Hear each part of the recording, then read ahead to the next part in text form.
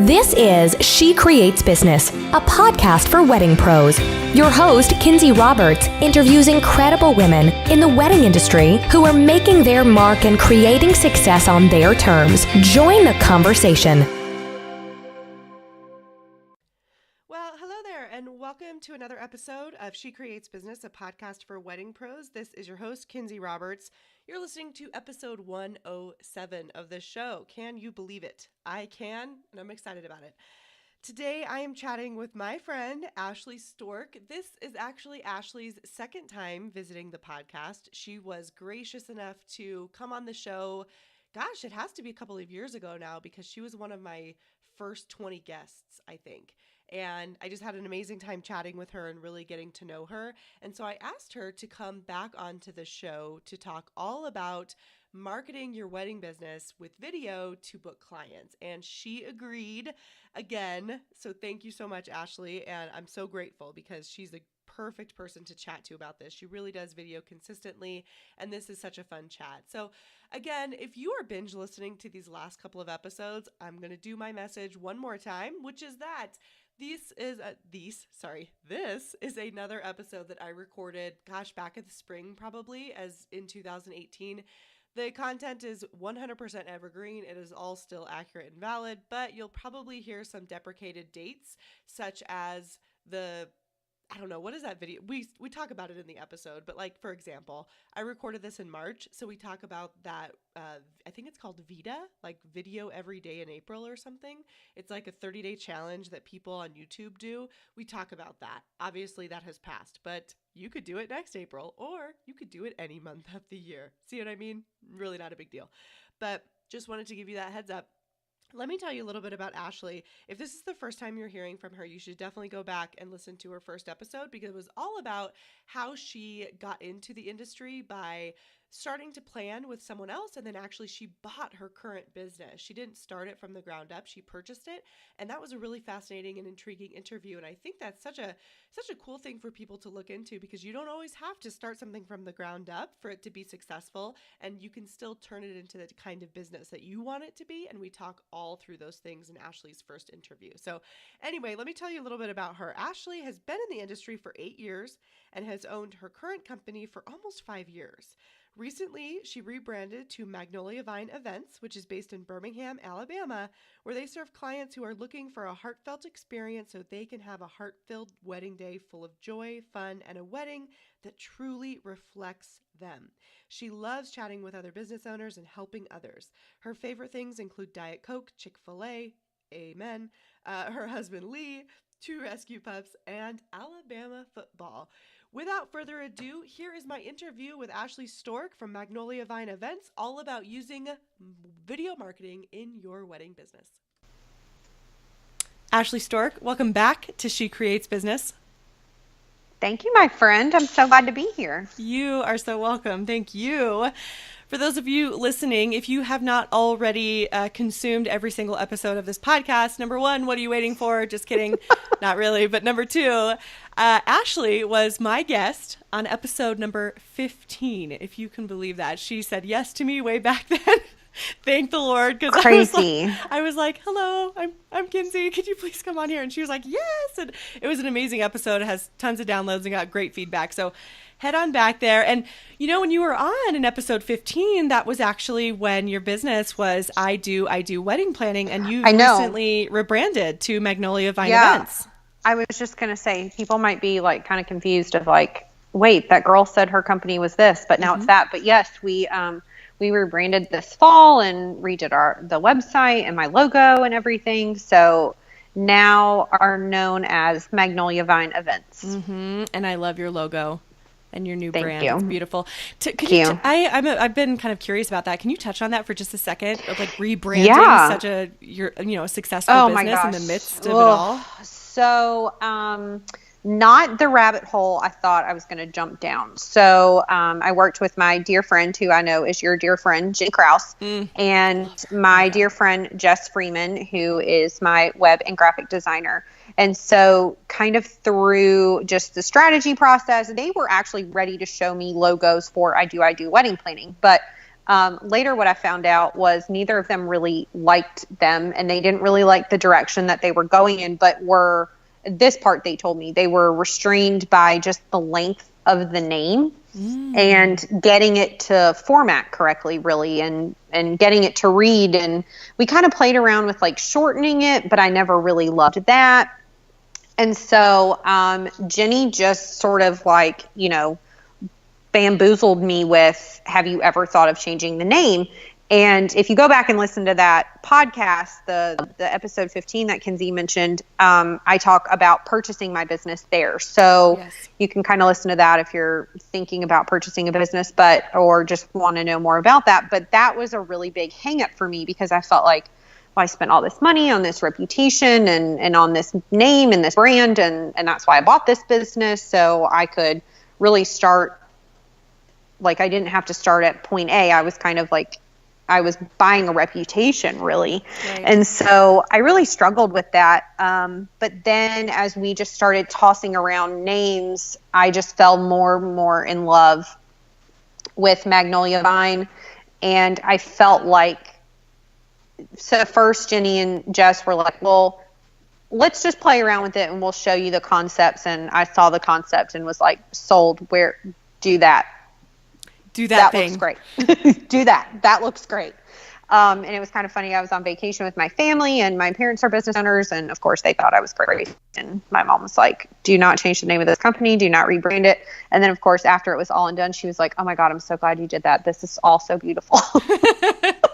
Thanks, Mom. So yeah, I'm like, well, yeah, it is really beautiful. It's amazing. I mean, they did amazing work, but nothing has ever felt more like me or our clients or what I think the business really is. So it was kind of a scary thing. So if you're going through a rebrand or thinking about changing your name or something, send me a message on Instagram, shoot me an email. I'll be happy to talk to you about it. It's a scary thing, but it's really elevated our entire look and process. And I think it's very obvious to clients now who our bride is. And that's a good segue into our topic today, which is videos, like using video in business, right. And specifically using video to grow our wedding businesses. And I think it's a good segue because a rebrand is scary, but also I think trying new things in business, especially when it comes to marketing and putting your business out there, like rebranding, like video, can be scary. Sure. So oh my gosh, yes. And so getting in front of the camera is like changing your logo. It's terrifying. So let's preach. Yeah. Like, oh my gosh, I'm trying to like look at myself right now. Like, I'm glad this is just audio. Yeah, me too. Yes. But I wanted to bring you on because you do amazing things with Facebook Live, with YouTube, and I know we're going to touch on all of this. Yes. Thank you. And I know we're going to touch on all of this. You have a lot to offer. And so I feel like let's start at the beginning. When did you decide that video would be a good addition to Magnolia Vine, and how did that process look to get started? Yeah, so about like a year and some change ago, that's when Facebook Live was just really kind of becoming part of the platform. Mm-hmm. And I dream of being I will never be Oprah, but I've always I would kill to host my own talk show. I could talk for 100 hours if someone would let me. And so I thought, what a fun way to just talk to current brides, potential brides, wedding vendors, other wedding planners, my colleagues, and really kind of, have this time where people can interact with me and I can have a topic. And so I really started with Facebook Live. Weirdly enough, that felt more comfortable than a YouTube video, only because the tech of editing a video and making it look really professional really intimidated me. Mm-hmm. And so I just started with Facebook Live, and I would pick a topic once a week and we'd just talk about it. My most popular one was I did a budget one that was really good. The other thing people really love to see is behind the scenes at our events. Now, I only do that if time allows, and obviously I'm not busy doing something else, and I don't compromise my work for that client just so I can live their event. But what I was finding was people were really enjoying seeing kind of that before and after moment, or kind of seeing some of the vendors load in and what did they bring and how did you get that all set up? And people really were connecting with that content. So how long were your videos on Facebook so Live? we really started with the Facebook Live. I really enjoyed it. But then I had some business friends doing YouTube, and I was like, so I think that's where sometimes, if you're not like a wedding industry professional, that's also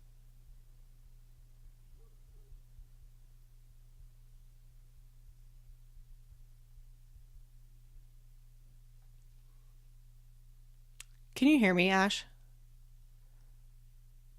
If you can hear me at all. whatever. And Hello?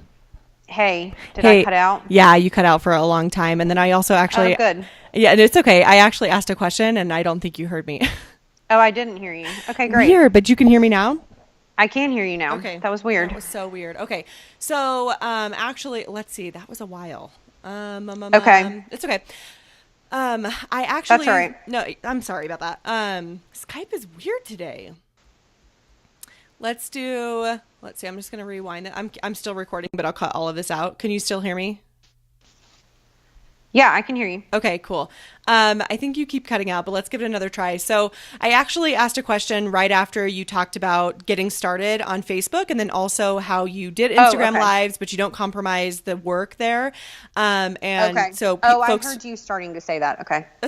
And so folks were really interested in that. So anyway, I'll start again and just ask my question about Facebook Live, so we can kind of dig into that part before we go to YouTube and stuff. Cool. Okay. Sorry. No, you're fine. Here we go. So you mentioned that you started with Facebook Live, which actually felt more comfortable to you than, like produced video, which I find really interesting. But my question is, how long were those first Facebook Lives? I mean, I know Instagram Live is kind of short, but how long were those Facebook Lives where you were really getting into a topic? The first ones would be anywhere from like 20 to 30 minutes. Mostly because I did promote them ahead of time in terms of, hey, I'm going to be live at this time. We're going to be talking about this topic. So we had really good interaction. So that really helped the conversation keep going. And that was super helpful. I know you had a topic. Did you have any kind of outline, or did you just like free flow of idea? Yeah. So even with my YouTube videos now, I do a lot better when I have an outline. Actually, if you go watch my like really first YouTube videos, they're really scripted, and now they're way more, I just like have some bullet points. I write them out for a blog post. So I'm one of those people that if I keep writing it and I keep saying it, I'll kind of get the rhythm. So for even Facebook Live, I would still keep like a little outline just to make sure I was actually giving people valuable information and not just sort of like talking in circles. So just having something to kind of guide your conversation, I think is good. Also gives you like a point of wrap up, because sometimes there can, like, it's great that the conversation keeps going, but also like you have to get back to work. So, totally. You've got to end the video at some point. So, and I also like to tell people, I think it's good to tell them what to expect from the video. So if you can kind of just work it out ahead of time, and not take that long, like maybe it's just written on a Post-it note of like the 3 kind of broader subtopics, I guess you would say, that you want to talk about in this bigger topic, I think is a good idea. So I like to have an outline. I like that too. Did you find yourself, you said you promoted them. Well, I have 2 questions actually. You said you promoted them before going live, so that way you had a good audience. How did you promote them? How did you promote those lives? So we would just, I would just make a little graphic in Canva, God love Canva, and it would just be a post, maybe like the day before, to tell people to mark their calendar. And for a while when I was really just doing Facebook Live, I tried to do them at the same day of the week and time. So after a while, people kind of got into a rhythm that, Tuesdays at 12, she does this. So I think that's good for your audience to sort of know what to expect. Just like a podcast. just like a Love podcast, it. just like a YouTube video. I do the same thing for YouTube. We post and upload on the same day. How did you interact with people? Did you find that hard at first or not really to interact with folks who were commenting on your live? Sometimes it's hard when it takes your train of thought in another direction and you're like, whoops, squirrel, got to get back to the topic at hand. So what I found really helped me was to tell people like, hey, this is what we're going to talk about today. Save your questions to the end. Or if I miss your question, make sure to ask it again so I can go back to it. That really helped me a ton. Mm-hmm. And I think we talked a little bit offline about this or earlier in the podcast, but your topics are, I know in our industry, there's a lot of pros, like educating other pros and stuff like that, but you are doing video. And I think this is important to point out, like this series and specifically this conversation this is video geared towards our clients. Right. Yes. This is video. This is not video geared toward, this isn't B2B. This isn't other video, or this isn't video geared towards other wedding business owners or other wedding planners, although I think that's great. And I think there should be more of that kind of video education out there for us wedding professionals. But these are videos geared towards the client. Yeah. Did you find that so what kind of feedback, I guess, have you been getting from your clients, your potential clients, and people who are joining you on your videos? So what's really interesting is I think, I don't think I know, people think they know me before we've really even met, because I'm giving them a chance to get to know me and kind of my style and how I am, and really give my advice. I mean, I give away a lot of really good free content, and I don't just say that to like toot my own horn. I say I believe in consumers are so uneducated in this particular industry, and like I want them making good decisions whether they hire me or not. I just want people to have really good information so they can make smart, informed choices. Yes. From a professional standpoint. So, and I think that genuine sentiment really comes across. And so there's that like, know, and trust factor before they've walked in my door. Have you had any bookings that you can directly correlate from doing video? 100%. Oh my gosh, I love it.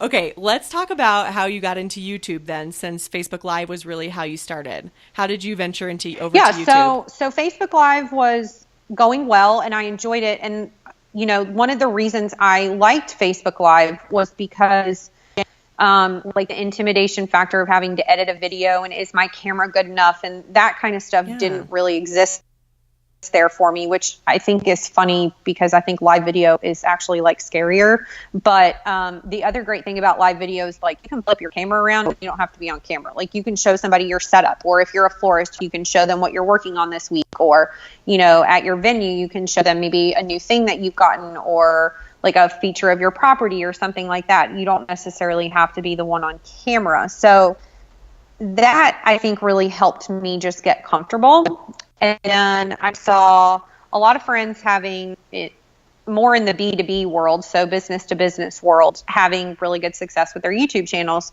And I did some searching on YouTube, and there's really not that many wedding professionals doing video for potential wedding clients. Yes. There's a lot of like YouTube bloggers talking about their wedding planning experience, but they're not a professional. They're actually like somebody's target market to hire them for some wedding planning, wedding service. Mm-hmm. So I really wanted to build out this content. Basically, it was just really what I really wanted to do. And so we've really been able to use our blog content and our video content kind of in tandem, and really utilize the blog to help, utilize the videos to help with our blog content and help with our SEO, which has been great. So that was kind of another determining factor for me of just getting some more blog content together. Are you having those? It kind of does. Oh, sorry. Double, go ahead. No, I was just going to say, so it sort of does like double duty for me, which is great. Right, exactly. You're repurposing that content. Are you for sure. Are you having your videos transcribed, or are you writing that blog post completely separately? What does that process look like So for me, I start with writing the video. I am just a writer. It's just who I am. Mm-hmm. And I have my high school education to thank for that. So thanks to all my English teachers. But so that's how I start. I start with writing. I mean, I plan out the video topics, and then I start with writing what will the blog post look like, and then that becomes some version of the video, basically. I don't have somebody transcribing them because that's kind of expensive, but the way I work is starting with the writing part, and so that really helps. So the blog post is ready to go before the video is even done.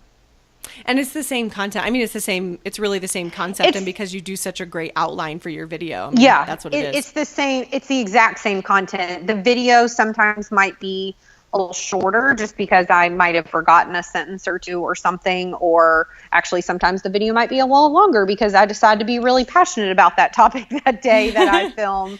But I try to make sure I go back and, correct it either way.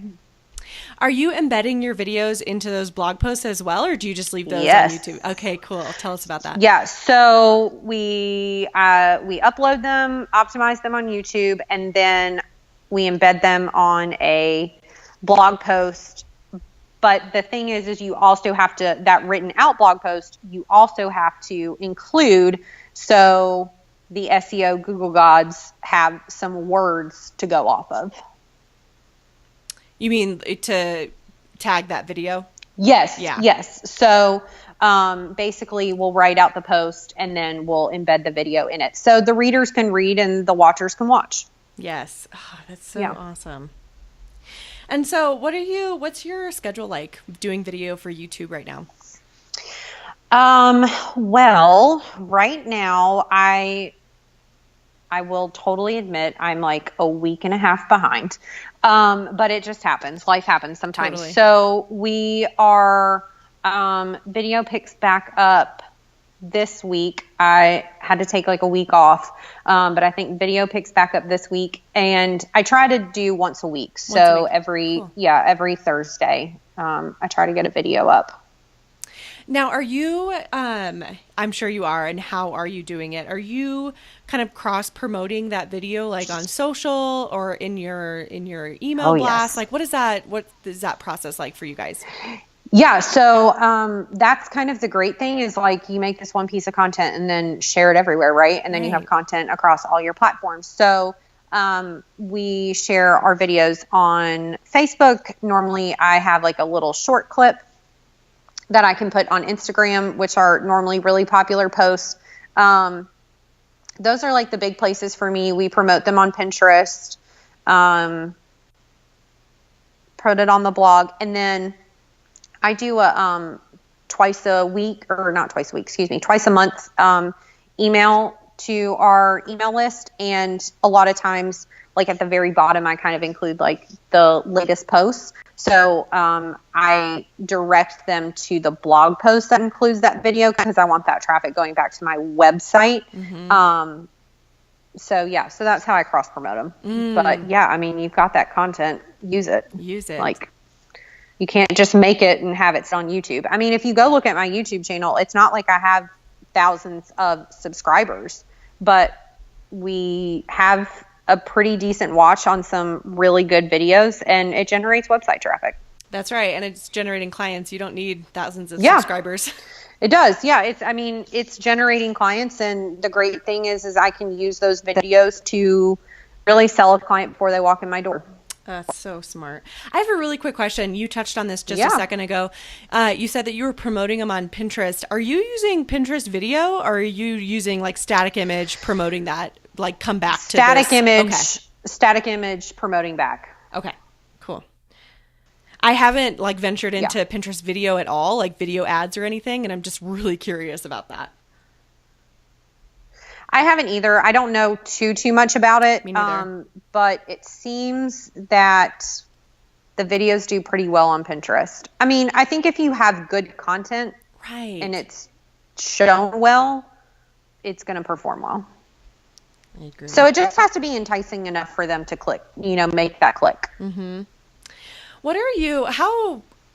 How do you come up with your topics? What does that like content creation process look like for you? And do you like to batch record, or are you more of like a record, on a Monday and then publish on a Thursday?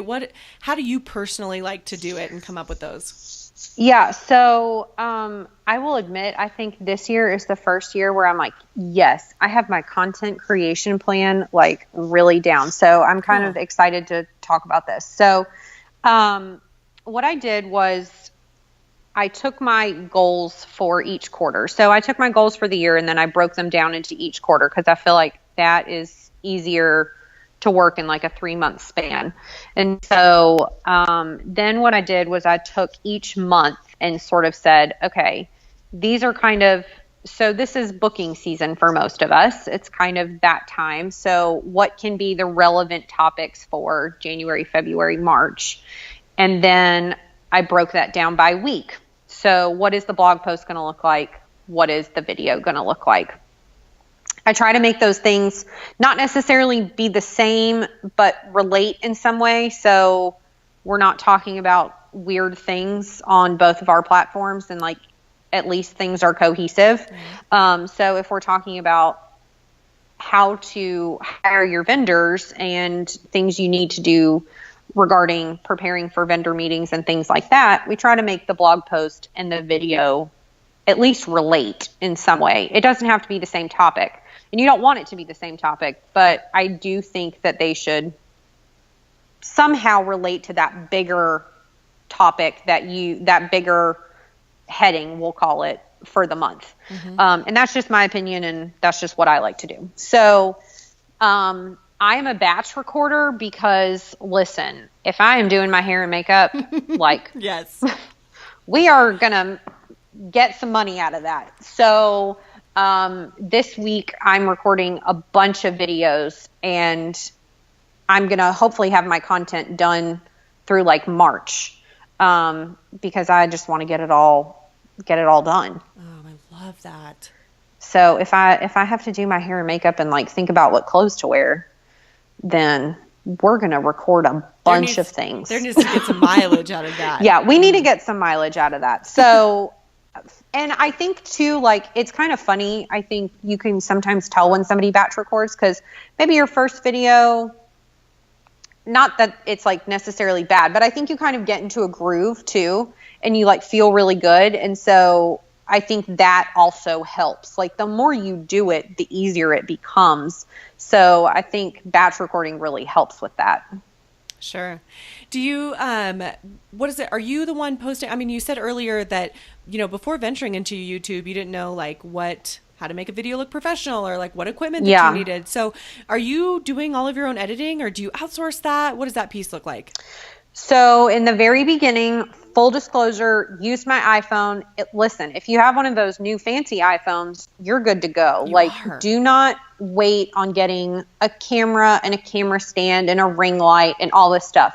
Just find a window in your house, maybe have a stand for your iPhone, and just record it. Like, it will be fine. Again, please don't go back and watch them, but you could, and they are on my iPhone. But then I became really into it. So my sweet husband bought me a really nice camera so I could learn how to do it a little bit nicer. Now, full disclosure, I outsource my editing, my uploading, and optimizing. But it is money that is worth it because it's attracting me business. Do you, and you can say no, do you mind telling us around how much you pay for that? Yeah, so my video editor is $300 a month, and then my uploading and optimizing is in with like my virtual assistant. So that's not really broken out, but that's just part of my hours of my package. Cool. I think that's such an important point, because you have other people who are there to help you. Do you feel like that helps with consistency? For sure. Although my sweet video editor will tell me like, you would be more consistent if you filmed more consistently. I've been a little slacker lately. So she's like, where are your videos? Please send them to me. But that's good because I have that accountability of she's like, Ashley, this is important for your business. It's getting you business. You need to do it. So if I had to edit them, upload them, make the thumbnail, optimize them, tag them myself, just with my personal client load, it probably wouldn't get done. So having somebody to help me is super awesome. Now, before I have the video editor I have now, I had another video editor, which was great, but she was a college student. She was like, her major was film related. She knew what she was doing. And at the time, that's what I could afford. So that's what I did. So like, use your resources. If you have like a local college in your area or something like that, and they have a film department, I'm sure you can find somebody that would help you for a really reasonable price. And it gives them something to add to their portfolio too. That's great advice. So did you find that the first gal locally? Yeah. So okay. She attends my local university, and so I met her through, at the time I was her advisor actually, for our sorority. So I was kind of, one day I was just sort of telling her about what I was thinking about doing. And I just really wanted her opinion and her advice. I mean, she's a little younger than my target market, but you know, I knew she knew film and I knew she knew editing. So, she was like, well, I would love to help you and I'll do it for this price. And can I use it in my portfolio? I was like, yeah, of course. I mean, so it was kind of a win-win for us both. You bet. How did you find the current person then that you're working with? So my current video editor is sweet Jess Freeman, Jess and her husband, Aaron, and so Jess is my graphic and web designer. And it just, for me, it just became easier to have it like all together. Cause Jess and Aaron do so much for me because God loved them. Like I tell her all the time, like, please don't fire me. I hope I'm not the worst client on the planet. I'm sure you're not. But they're awesome. They do such a great job for me. So I'm really happy with it. And Jess teaches about video. She herself has her own YouTube awesome. channel. She's amazing. Yeah. So if you're listening and you're like, yes. I'm in, yes. like Ashley has convinced me, and you need some more YouTube information, Jess is definitely your girl. Jess is my number one reason for starting the YouTube channel in the first place. So did she kind of help get you going and like point you in the right direction?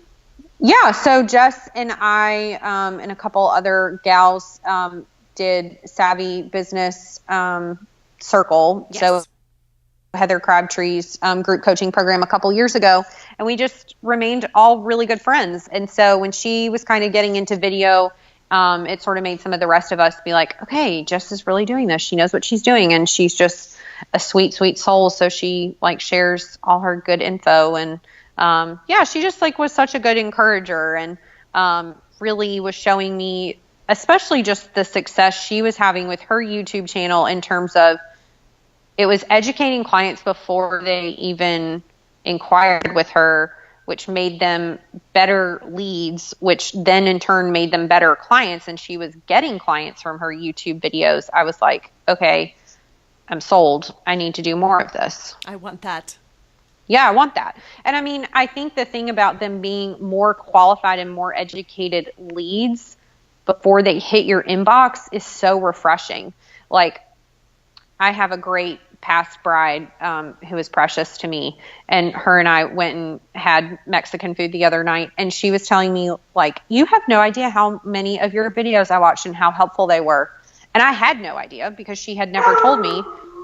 Okay, sorry about the dog in the background. This is the story of my life. Real life. That dog barks at everything. So, you know, just having that feedback, even of her, was so sweet and just meant so much to me and made me feel like, okay, this has purpose. Like, we're doing this for a reason. We're helping people. Yes, and it makes it all worth it. Just that even that one person can keep you going. Right. So what are your goals for 2018? You know, it's 2018 as we record this. What are your goals for video and Magnolia Vine and how they're working together this year and in the future? Yeah. So 2018, I'm going to record, actually, this is my homework this week. I'm going to record some welcome videos for our clients. So we, of course, send them an onboarding email. But a lot of my clients we might book over the phone, or it might be a while before we meet because for some reason they might not be from my area, or they're from my area but might not immediately live. And so I think it's really important of course, when they hire you, they've got to have some kind of trust factor, but I want to continue to build that relationship. So we're going to do some welcome videos that kind of break that welcome email down. Mm-hmm. Because I think sometimes people might get halfway and be like, oh, I'll read this later. Yes. So I'm going to do that. Are you going to, I have a quick question about those. Yeah. Are you doing like custom welcome videos like, hi, Kinsey and Derek? Okay. Oh, Lord. No. Ain't nobody got time for that. But it's still going to be really sweet and lovely. Yes. No, yeah. No, I agree. Just wanted to clarify. I mean, that would be so sweet. And I would so love to do that. But that's a lot. Yeah, that's a lot. Don't start there, people. Don't start there, people. But, it will be general, but at least specific enough where it will be helpful. Absolutely. And I think if they can watch a video, they'll probably do that over reading my long onboarding email. So I'm pretty excited about that. Thanks again to the encouragement of Jess. I am doing Veda in April. So Veda is like a YouTube thing. And it's called Video Every Day in April. So that is what I'm going to be getting ready for here soon. So Jess and Aaron can edit all my videos. God love them. And that's just really, I'm doing that to help build my my channel and help build my content and my playlists. And just more rhythm kind of in that part of my business too, just to kind of reignite some activity, I guess. So my goal really for video is to continue to connect with people that want to connect and to use it as a tool to educate these sweet, sweet soon-to-be brides and grooms that just don't know what they don't know, right? Like, It's our job to make sure that they have good information. That's what I'm going to keep on doing. I love your mindset and your heart around that. Is just, even if they're not booking with you, you are sending them off into the wedding world with the information that they need to make that choice that will help them feel confident and empowered. I think that is huge, and it's missing in our industry. I feel comfortable saying that. Well, I agree. And my hope is if somebody watches my video they could be watching my video in Alabama, but maybe they're getting married in Colorado, or, the wedding industry is a small group, really, in all honesty. So my hope is that if, a colleague's client happens to, follow along onto one of my videos, that they walk away with some information that makes my colleague's life a lot easier. Amen. That's amazing. Ashley, this has been such a good interview. I can't thank you enough for coming back and taking time with me and just literally laying it all on the table for us. I took so many notes, and this is packed. I mean, you guys, I know if you're driving, if you're working out, like, bookmark this, because I know you want to listen to it again, and this is just your reminder. Ashley, thank you so, so much. I really appreciate you. Well, I appreciate you, and I'm so grateful that you had me on. It has been my pleasure. I will chat with you soon. Bye-bye. Bye, friend. Thank you so much for listening to She Creates Business. Please take a minute and head to iTunes to leave an honest review so we can help more wedding pros find the show.